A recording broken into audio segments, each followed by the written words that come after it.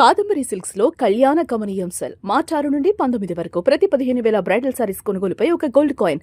ప్రస్తుతం జరిగినటువంటి ఈ బస్సు ప్రమాదంలో అంటే ఎక్కడైతే మార్కాపురం దగ్గర జరిగినటువంటి ఈ బస్సు ప్రమాదంలో ఒక విషాదకరమైనటువంటి 2 ఇన్సిడెంట్స్ మనం చెప్పాలి. దాదాపు ఇప్పటివరకు అయితే మాత్రం 13 మంది చనిపోయినట్లుగా పోలీసులు అధికారులు ధృవీకరించారు. ఆ 13 మందికి సంబంధించినటువంటి వివరాలను కూడా అధికారికంగా వెల్లడించారు. వారికి సంబంధించినటువంటి వివరాలు ఆ జాబితా కూడా మన దగ్గర ఉంది. అదేవిధంగా మరికొంతమందికి ఇంకా కూడా ఆచూకీ తెలియనటువంటి పరిస్థితి, అంటే ఇంకా కూడా మృతదేహాలను గుర్తుపట్టలేనటువంటి పరిస్థితిలోనే పూర్తిగా మృతదేహాలు కాలిపోయి, అలాగే గాయపడి ప్రాణాలతో ఎవరైతే బయటపడ్డారో వారిలో కొంతమంది హాస్పిటల్లో ప్రస్తుతం ఎక్కడైతే మార్కాపురం గవర్నమెంట్ హాస్పిటల్లో చికిత్స పొందుతున్నారు. అందులో ఒక 2 ఇన్సిడెంట్స్ అయితే మాత్రం చాలా బాధాకరం కలిగిస్తున్నాయి. అందులో ఒక ఇన్సిడెంట్ అంటే మన దగ్గరకు వచ్చినటువంటి 13 మంది మృతదేహాలకు సంబంధించినటువంటి వివరాలు చూస్తే అందులో ఒకే కుటుంబానికి సంబంధించినటువంటి 3 చనిపోవడం జరిగింది. అందులో తల్లి, తండ్రి, అలాగే 5 ఏళ్ల ఒక చిన్నారి కూడా ఉంది. అంటే 5 సంవత్సరాల పాప కూడా ఉంది. వారికి సంబంధించినటువంటి వివరాలను ఒకసారి చెప్పే ప్రయత్నం చేస్తాను. తలపల సురేంద్ర, ఇతను వచ్చేసి నల్లగండ్ల, నెల్లూరు జిల్లాకు సంబంధించినటువంటి నల్లగండ్ల ప్రాంతానికి సంబంధించినటువంటి వ్యక్తి. ఇతను వయసు 25 సంవత్సరాలు. అలాగే ఇతని సతీమణి తలపల చందన, ఈమె వయసు 19 సంవత్సరాలు. అలాగే తలపల చందు అనేటువంటి ఒక పాపకు సంబంధించినటువంటి మృతదేహం కూడా లభ్యమైంది. 5 సంవత్సరాల వయసుగా ఇక్కడ మనకు ఉన్నటువంటి ఆ డెత్స్ డీటెయిల్స్లో మనకు కనిపిస్తున్నాయి. అంటే వీరందరూ కూడా చనిపోయిన వారందరూ కూడా నెల్లూరు జిల్లాకు సంబంధించి, అలాగే ప్రకాశం జిల్లా పామూరు, కనిగిరి, అదేవిధంగా నెల్లూరు జిల్లాకు సంబంధించిన వింజమూరు, ఉదయగిరి ఈ మండలాలు, అంటే ఈ ప్రాంతం అంతా కూడా ఒకే జోన్లో ఉంటుంది. వీళ్ళందరూ కూడా వలస కార్మికులు. అక్కడంతా కూడా వెనుకబడినటువంటి ప్రాంతాలు కాబట్టి డ్రై ల్యాండ్స్ అన్నీ కూడా ఉన్నాయి. అక్కడ వ్యవసాయ ఆధారిత పరిస్థితులు కూడా ఉండవు. అక్కడ కూలి పనులు చేసుకోవడానికి కూడా చాలా ఇబ్బందికర పరిస్థితులు ఉంటాయి. కాబట్టి అక్కడి నుంచి హైదరాబాద్ చుట్టుపక్కల ప్రస్తుతం ఎక్కడైతే ఈ బస్సు బయలుదేరినటువంటి ప్రాంతం ఉందో ఈ హరికృష్ణ ట్రావెల్స్ బస్సు, ఇది ఏదైతే తెలంగాణకు సంబంధించినటువంటి జగిత్యాల జిల్లా కోరుట్ల, మెట్పల్లి ఈ ప్రాంతంలో అక్కడ వీరందరూ కూడా వలస కూలీలుగా ఉంటున్నారు. ఇటుకల బట్టి దగ్గర, అలాగే భవన నిర్మాణాలకు సంబంధించినటువంటి కూలీలుగా వీరందరూ కూడా పనిచేస్తున్నారు. అదేవిధంగా మరొక ట్రాజడీ కూడా ఇందులో ఉంది ఈ ప్రమాదంలో. ఆ ట్రాజడీ ఏంటంటే ఒక 5 నెలల చిన్నారి, అలాగే ఆ చిన్నారికి సంబంధించినటువంటి భర్త ఇద్దరు కూడా మిస్సింగ్ అయ్యారు. ఆ ఇద్దరి వివరాలు కూడా తెలియట్లేదు. ఆ చిన్నారికి సంబంధించినటువంటి తల్లి మాత్రం సేఫ్గా ప్రాణాలతో బయటపడింది. కానీ ఇప్పుడు ఆ బిడ్డ కోసం, 5 నెలల చిన్నారి కోసం, అదేవిధంగా బాబు కోసం, వాళ్ళ భర్త కోసం ఇప్పుడు ఆమె హాస్పిటల్లో ఏడుస్తున్నటువంటి పరిస్థితి. అది ఎక్స్క్లూజివ్గా సుమన్ టీవీకి ఆ వాయిస్ కూడా దొరికింది. ఆ తల్లి ఏం చెప్తుంది, ఆమె మాటలను ఒకసారి వినే ప్రయత్నం చేద్దాం. 6:05 AM ఫస్ట్ 4 ఆగిపోయింది బస్సు. ఎక్కడో ఆగిపోతే ఒక 1 అవర్ పడితే ఇంకా సెల్ఫ్ అది ఆన్ కావట్లేదు, బ్యాటరీ తీసుకురాని వేరే వాళ్ళకి ఫోన్ చేస్తుంటే ఇక మాటల్లోనే అది ఆన్ అయింది. ఇక ఆన్ అయ్యేసరికి తోలిండు. మార్కాపురం ఎంట్రింగ్స్ లో రాగానే ఇక మంచిగా తోలిండు. మరి ఏమైందో తెలీదు. ఇంకా మంచిగా తోలిండు. ఆయనకి ఏమైందో మాకైతే తెలియదు. ఇక మేము పండుకొని ఉన్నాం. మా హస్బెండ్ ఒకటే మిలుకుతూ ఉన్నాడు. మేము పైన బుక్ చేసుకున్నాం.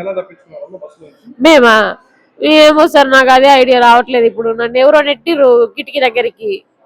నేను మొత్తం మంటలలో చిక్కుకొని వచ్చేసిన మంటలలో.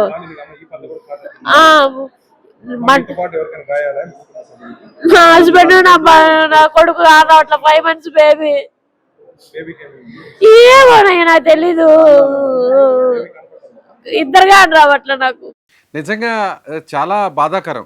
ఇప్పుడు ఆమె చెబుతున్నటువంటి మాటలు చూస్తే ప్రమాదానికి సరిగ్గా 1 గంట ముందు ప్రకాశం జిల్లా ఎర్రగొండపాలెం, అంటే మార్కాపురానికి చేరుకునేటువంటి ఆ మండలం రామవరం ఆ ప్రాంతానికి చేరుకునేటువంటి సమయంలో సరిగ్గా 4:30 సమయంలో బస్సు ఆగిపోయింది. బస్సు మరమ్మతులకు గురైంది, బ్రేక్ డౌన్ అయింది.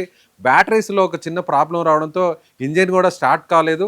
అయితే వెంటనే అక్కడి నుంచి వేరొకరిని తీసుకొచ్చి బ్యాటరీలను కూడా చేంజ్ చేశారు. వెంటనే ఆ రిపేర్ అంతా కూడా పూర్తయిన తర్వాత తిరిగి మళ్ళీ బస్సు స్టార్ట్ అయింది. అంటే 1 గంట పాటు మరమ్మతులకు గురైంది అనేటువంటి విషయాన్ని ఆమె చెబుతూనే, ముఖ్యంగా తాను ఎలా బయటపడ్డాను అంటే తన చేతిలో ఉన్నటువంటి 5 నెలల బాబును తన భర్త అప్పుడే రావడం జరిగింది. తన భర్తకు 5 నెలల బాబును ఇవ్వడం జరిగింది. ముందు మీరు దూకేయండి, ఆ తర్వాత నేను వస్తాను, ముందు బాబు ప్రాణాలు మనకు ముఖ్యం అనేటువంటి ఉద్దేశంతో తన ఒళ్ళో ఉన్నటువంటి ఆ బాబును తీసి తన భర్తకు ఇవ్వడం జరిగింది.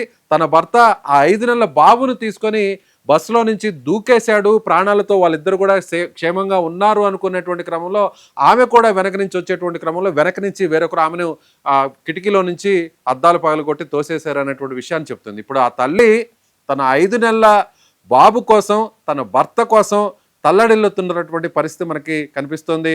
నిజంగా ఆమె ప్రాణాలతో బయటపడిందని సంతోషపడాలా, లేదంటే తన ప్రాణం కంటే ఎక్కువగా భావించినటువంటి 5 నెలల బాబు కనిపించట్లేదు, తనకు ఆధారం అయినటువంటి తన భర్త కూడా కనిపించట్లేదు, వాళ్ళ వివరాలు ఇప్పటి వరకు కూడా తెలియట్లేదు, జరిగి ఇప్పుడు 4 గంటలు అవుతున్నా కూడా వారికి సంబంధించినటువంటి ఎవరు కూడా తన వద్దకు రాలేదు. కేవలం కొంతమంది చుట్టుపక్కల ఉన్నటువంటి ప్రయాణికులు మాత్రమే మాట్లాడుతున్నారు, తనను ఓదారుస్తున్నారు తప్ప తన బిడ్డ ఆచూకీ ఇంతవరకు తెలియలేదనేటువంటి ఆ రోదన, తల్లి రోదన మాత్రం వర్ణాతీతమనే చెప్పాలి.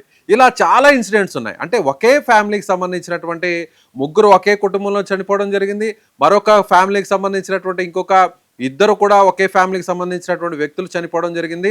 ఇప్పుడు ఒక తల్లి ప్రాణాలతో బయటపడింది. ఆ తల్లికి సంబంధించినటువంటి 5 నెలల బాబు, అలాగే ఆ తండ్రి, తన భర్త, ఇద్దరు ఆచూకీ తెలియట్లేదు. వీరు ప్రాణాలతో ఉన్నారా, లేదంటే వేరే ఏదైనా అఘాయిత్యం జరిగిందా, లేదంటే ఏదైనా ఈ ప్రమాదంలో ఘోరంలో వీరు చిక్కుకుపోయారా అనేటువంటి ఒక క్లారిటీ అయితే రాక ఆ తల్లి హాస్పిటల్కి వచ్చినటువంటి ప్రతి ఒక్కరిని అడుగుతుంది.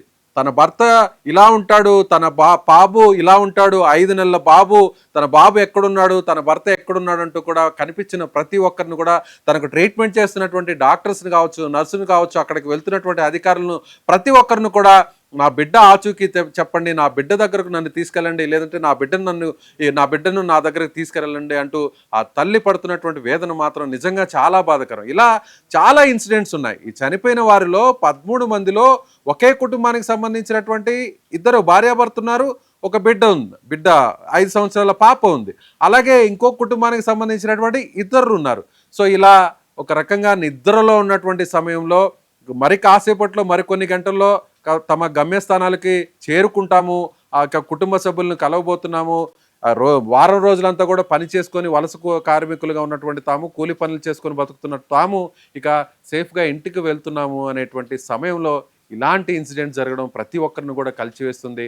ఆ తల్లికి సమాధానం చెప్పలేక అక్కడున్న అధికారులు, వైద్యులు అందరూ కూడా వాళ్ళ సైతం కూడా అక్కడ బాధపడుతున్నటువంటి పరిస్థితి. కొంతమంది అయితే కన్నీటి పర్యంతం అవుతున్నారు. ఆ తల్లికి ఏం సమాధానం చెప్పాలో అర్థం కానటువంటి పరిస్థితి ఉందనే చెప్పాలి.